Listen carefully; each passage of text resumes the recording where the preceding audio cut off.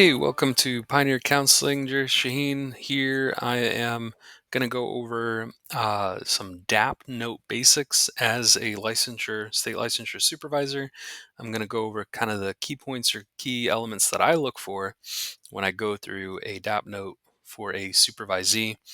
Meeting with a supervisee, it's a very relational experience, a supervisory experience that can last anywhere between 2 to 5 years, at least here in Missouri. And got to look and review and co-sign a lot of notes. So I'm going to go through some of these items that I look at. So if you want to follow along, I've got my screen shared here. First and foremost, a lot of these EHRs already come pre-built with therapist name, credentials, date, duration. This helps kind of show how long the session was.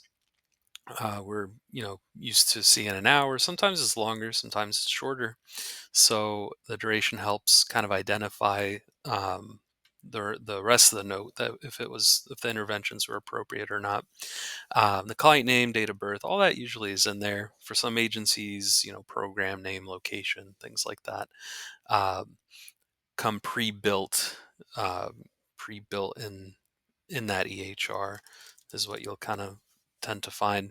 But just focusing on the DAP component of the note, so the data, assessment, and plan.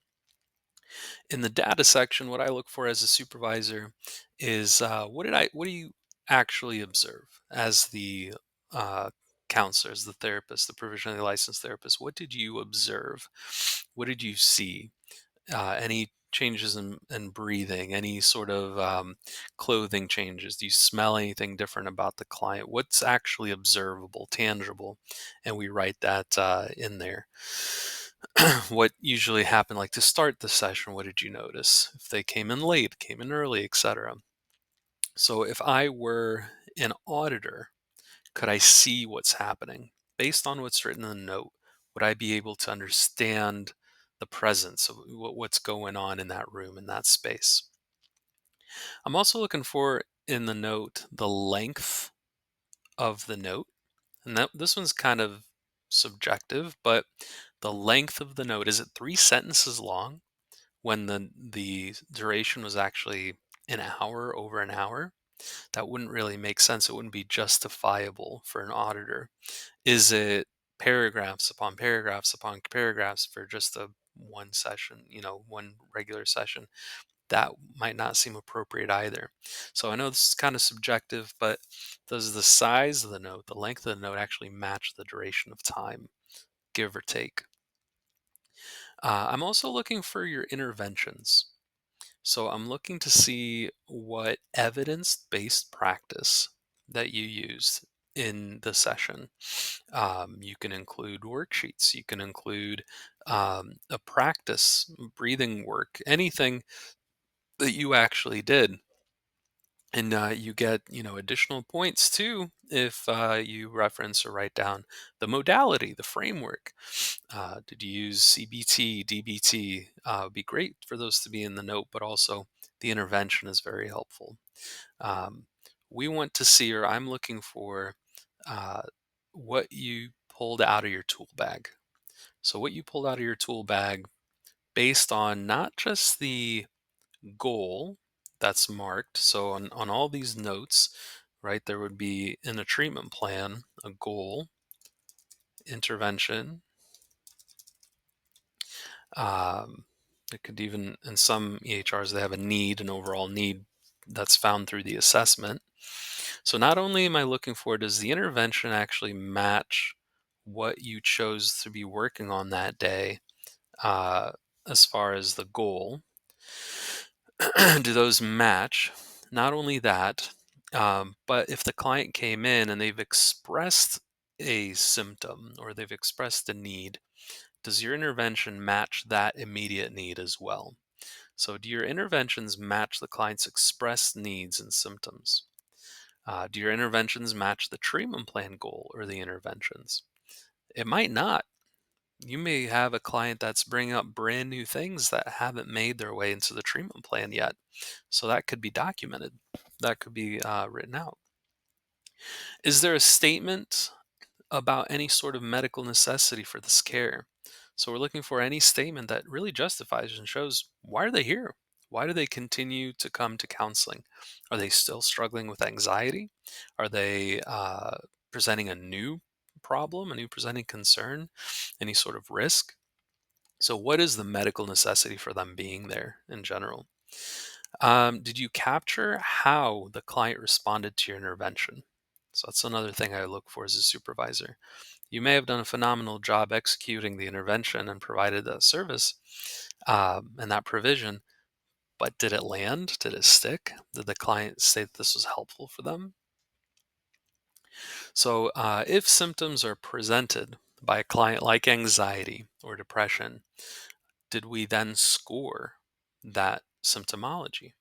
Maybe we use the Likert scale, and then did we check in at the end of the session to see did that help? Did they increase, decrease? So, my eyes are glancing through that as well. And then are you using clinical terms? Are there clinical terms present versus simply writing on and on what happened? This happened, then this happened, then the client said this, and the client said that.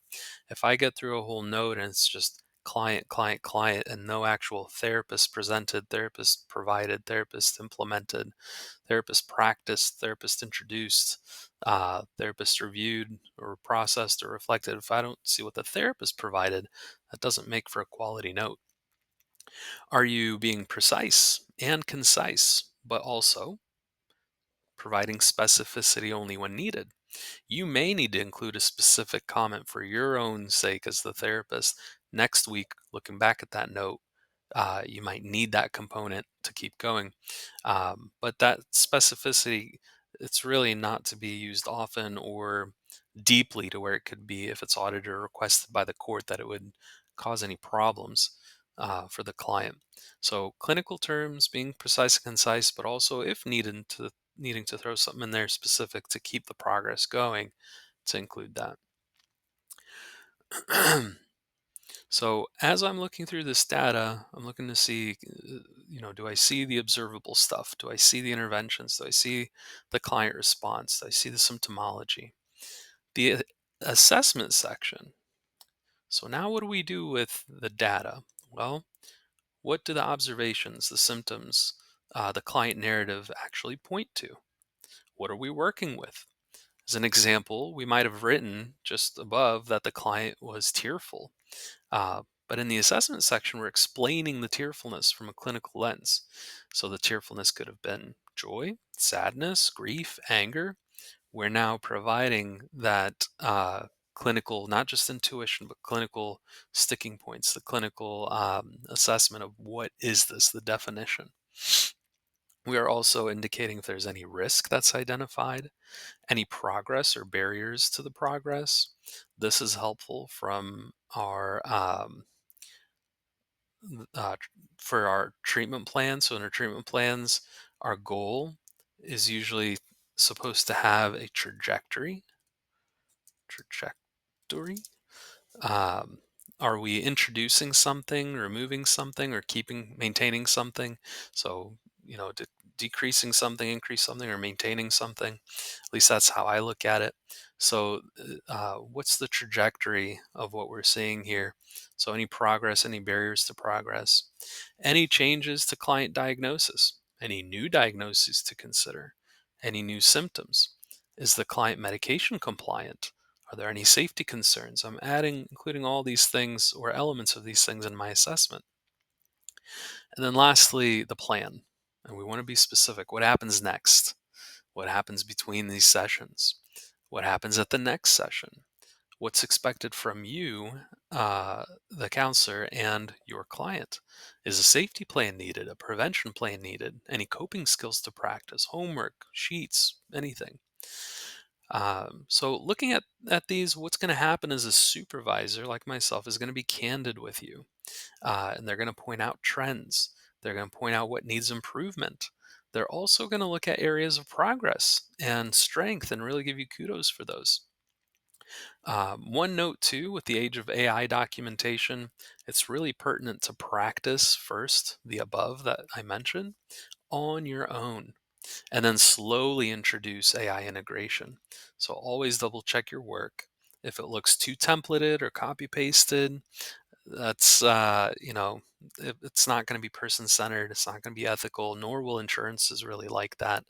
I'm sure you've heard of all these, bigger agencies that are doing, or insurances that are doing a lot of clawbacks, hundreds of thousands of millions of dollars of clawbacks sometimes. So this is what I look for as a supervisor. If you got any questions or if you do it a little differently, let me know. If you're worried or concerned as a new therapist, feel free to reach out.